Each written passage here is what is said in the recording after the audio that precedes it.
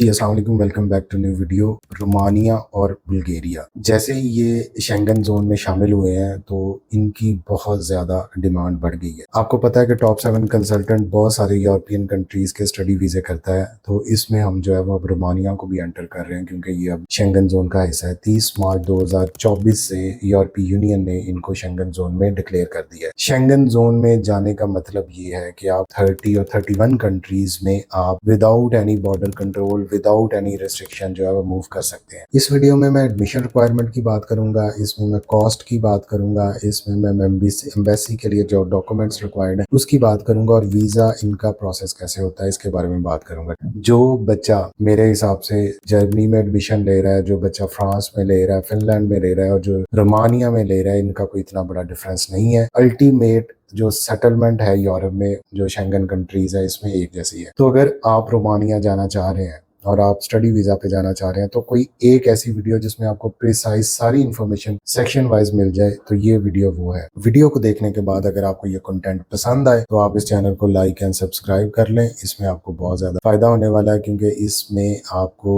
जो ऑथेंटिक और genuine information है यूरोप के हवाले से, स्टडी वीजे के हवाले से और इनकी वर्क वीजे के हवाले से भी, तो वो आपको मिलती रहेगी और आपका फायदा होता रहेगा। अगर नहीं करेंगे चलते हैं वीडियो की तरफ।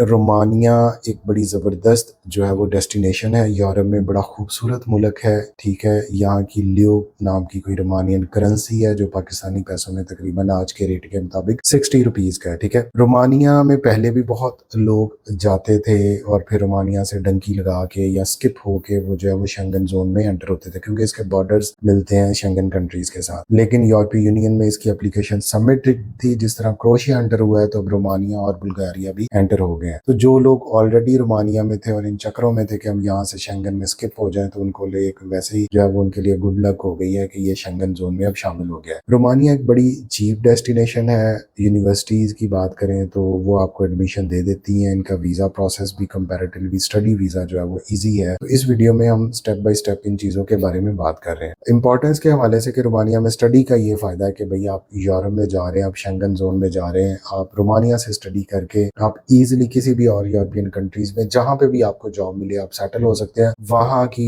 रेजिडेंस परमिट को अप्लाई करके वहां पे हमेशा जो है वो आप रह सकते हैं। तो यूरोप में मैं हमेशा ये कहता होता हूँ कि जो एक बंदा डंकी लगा के भी पहुंच गया वो वापस नहीं आता। आप तो फिर लीगली विद प्रॉपर डॉक्यूमेंट्स के साथ वहां पे जा रहे हैं। तो अगर हम यूनिवर्सिटी की एप्लीकेशन फीस की बात करें तो यहाँ पे 50 यूरो भी है, 70 यूरो भी है, 100 यूरो भी है, 200 यूरो भी है। राउंड अबाउट जो है वो रोमानिया में 15 यूनिवर्सिटीज हैं, जिसमें पब्लिक यूनिवर्सिटीज की बात करें तो यूनिवर्सिटी ऑफ बुकारेस्ट होगी, बेब्स बोलाई यूनिवर्सिटी हो गई, ठीक है, अलेक्जेंड्रो सूजा यूनिवर्सिटी ऑफ लासी हो गई, ठीक है, लुसियन ब्लागा यूनिवर्सिटी ऑफ सिबियू। ये इनके क्योंकि बुल्गारियन जो है वो रोमानियन लैंग्वेजेस में है तो इसलिए ये अजीब से नाम लगते हैं। ये यूनिवर्सिटीज जो है वो क्यूएस रैंकिंग में तकरीबन 800 से लेके इनकी जो रैंकिंग है वो 1200 के दरमियान है। ये एक अच्छी रैंकिंग है यूरोपीय यूनियन के हवाले से और आपके एडमिशन के हवाले से। जितनी टॉप रैंक यूनिवर्सिटीज होगी पाकिस्तानी बच्चों के लिए उतना ही एडमिशन लेना भी डिफिकल्ट होगा क्योंकि आपके सामने आपकी एजुकेशन है, आपका म्यार है। यहाँ पे आपको काफी सारे सब्जेक्ट्स मिल जाएंगे इंग्लिश में, जिसमें फाइनेंस से लेके मैनेजमेंट से लेके आपको जो है वो मेडिकल के सब्जेक्ट्स भी हैं। एमबीबीएस भी रोमानिया में होता है जो कंपैरेटिवली चीप है यूरोप से बाकी से। इसके अलावा यहाँ पे आपको business administration, artificial intelligence, biology से भी रिलेटेड सब्जेक्ट्स मिल जाएंगे और इसके अलावा फाइन आर्ट्स के भी सब्जेक्ट्स हैं, म्यूजिक के भी सब्जेक्ट्स हैं। तो एक वाइड डाइवर्सिटी ऑफ सब्जेक्ट्स जो है वो यहाँ पे आपके लिए अवेलेबल है। इंजीनियरिंग के सब्जेक्ट्स हैं। अगर हम यूनिवर्सिटीज की बात करें तो यहाँ पे जो यूनिवर्सिटीज की ट्यूशन फीस है वो कदरे कम है। आप इनकी फीसें देखें तो ये 2500 से लेके कोई 3500 या 4000 यूरो के दरमियान, इवन 1500 यूरो वाली यूनिवर्सिटीज भी हैं जो पर ईयर नॉन यूरोपियन से फीस ले रही हैं। इसी फीस रेंज को अगर आप कंपैरिजन करें बाकी जो यूरोपीय यूनियन की फीसें हैं, फॉर एग्जांपल फ्रांस में 30,000 तक भी है, डेनमार्क हो गया, नॉर्वे हो गया, नेदरलैंड हो गया, या जो ऊपर वाला जो यूरोप है यहाँ पे जो है वो फीसें तकरीबन कोई 10,000 15,000 यूरो भी हैं। हैं, इनकी फीस रेंज काफ़ी कम है। और फॉर एग्जांपल आपकी हम ऑन एन एवरेज जो है वो 3000 यूरो या 3500 यूरो अगर यूनिवर्सिटी की फीस लगाएं तो ये तकरीबन 10 लाख 10.5 लाख जो है वो इनकी फीस बनती है। अब एडमिशन के लिए जो रिक्वायरमेंट की बात करें तो इंग्लिश प्रोफिशिएंसी पे भी बहुत सारी यूनिवर्सिटीज एडमिशन दे देती हैं। आइल्स आपके पास है तो वो बहुत प्लस पॉइंट है। मिनिमम 5.5 बैंड भी यहाँ पे एक्सेप्टेबल है जो B2 लेवल है, और इसके अलावा जो है वो 6.0 या 6.5 है तो फिर तो आपके बारे न्यारे हैं। यहाँ पे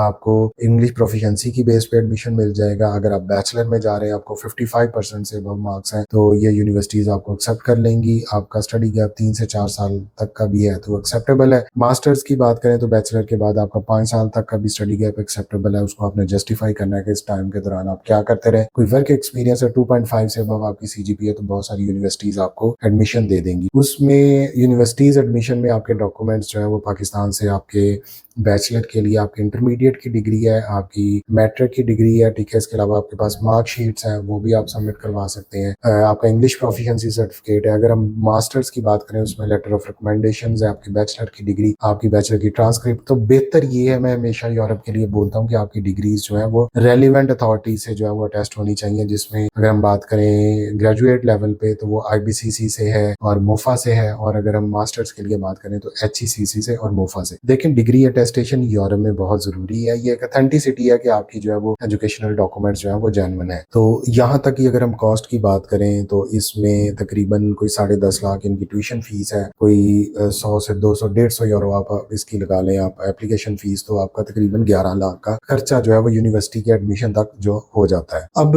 यूनिवर्सिटी का जब आपने एडमिशन ले लिया, इसके बाद इनका एडमिशन जो है वो तकरीबन 2 से 3 माह इनकी यूनिवर्सिटीज टाइम लेती हैं। फिर आपको एडमिशन लेटर आता है और उसके बाद आप इनका वीजा जो है वो अप्लाई कर सकते हैं। जो वीजा है, ऑनलाइन वीजा है जो आप खुद अप्लाई कर सकते हैं। उसके लिए आपके जो डॉक्यूमेंट्स रिक्वायर्ड है उसमें यूनिवर्सिटी का एडमिशन लेटर रिक्वायर्ड है, आपका कोई अकोमोडेशन आपने प्रूफ देना है जो मोस्टली जो है वो यूनिवर्सिटीज आपको प्रोवाइड करती हैं। इसके अलावा आपका फादर के एफिडेविट लगेंगे, स्पॉन्सरशिप भी एफिडेविट लगेगा, फादर का एक एफिडेविट ये लगेगा कि मैं अपने बच्चे को अलाउ कर रहा हूँ कि ये रोमानिया में स्टडी करने पे जाए। फाइनेंशियल सपोर्ट के लिए उसके डॉक्यूमेंट्स लगेंगे जिसमें FPR का रिकॉर्ड्स है, जिसमें उसके फाइनेंशियल प्रूफ्स हैं जो बहुत ज्यादा वैल्यू रखते हैं। बैंक स्टेटमेंट की बात करें तो वो तकरीबन 5000 मिनिमम रिक्वायरमेंट है, लेकिन वही रिकमेंड के इसको आप जो है 8 से 9000 या इवन 10,000 यूरो तक ले जाएं। That's a benefit. स्टूडेंट के अकाउंट में पैसे होने चाहिए, ठीक है। इसके अलावा आपका बर्थ सर्टिफिकेट है, आपका FRC है, आपका पुलिस क्लियरेंस सर्टिफिकेट है, आपकी हेल्थ इंश्योरेंस है। तो ये वो सारी चीजें हैं जो वीजा रिक्वायरमेंट्स में दरकार है, ठीक है। इनका जो वीजा प्रोसेसिंग टाइम है वो तकरीबन 3 से 4 हफ्ते है। ऑनलाइन ही आप अपनी एप्लीकेशन का जो है वो स्टेटस देख सकते हैं। तो ये एक बड़ी जबरदस्त अपॉर्चुनिटी है आप लोगों के लिए शेंगन जोन में एंट्री मारने के लिए, वहाँ पे सेटल होने के लिए। रोमानियन लोग बड़े खूबसूरत हैं, तो बजाय इर्द गिर्द के चक्करों में पड़ने के या ऐसे मुल्कों में जाने के लिए जिसमें आपकी बजट जो है वो आपको इजाजत नहीं देता, तो आई वुड हाईली रिकमेंड कि आप जो है वो रोमानिया को सिलेक्ट करें। इस पे फर्दर वीडियोस भी मेरी आएंगी, स्पेसिफिक वीडियोस भी आएंगी। तो रोमानिया के हवाले से जो बच्चे भी कंसल्टेंसी लेना चाह रहे हैं वो हमसे कॉन्टैक्ट कर सकते हैं। ये ऊपर जो है वो उनका नंबर हमारा चल रहा है, इस पे आप हमें व्हाट्सएप टेक्स्ट करेंगे तो हमारी टीम आपको रिप्लाई बैक कर देगी। डायरेक्ट कॉल करने से या कोई भी इररेलेवेंट मैसेज करने से जब आपको रिप्लाई नहीं आता तो फौरन कमेंट करना शुरू कर देते हैं कि जी हमें रिप्लाई नहीं आ रहा। भाई थोड़ा सा सब्र करें, तसल्ली रखें। पता नहीं कौन से हवा के घोड़े पे आप लोग सवार हैं, बाहर जाना है। ये ऐसे चुटकी में तो नहीं है कि यहाँ से मैंने बजाई और मैं बाहर पहुंच जाऊं। इट विल टेक टाइम, ठीक है। और पाकिस्तानी अवाम में जरा भी सब्र नहीं है। Thank you so much.